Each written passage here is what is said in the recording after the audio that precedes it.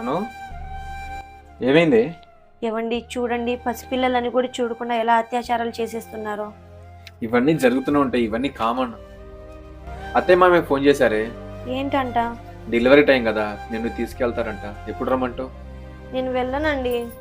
ఏమైంది? మీరు కూడా నాతో పాటు వస్తారా? ఎక్కడికి? ఆపరేషన్ థియేటర్ కండి. ఆపరేషన్ థియేటర్ కా? నేనెందుకు?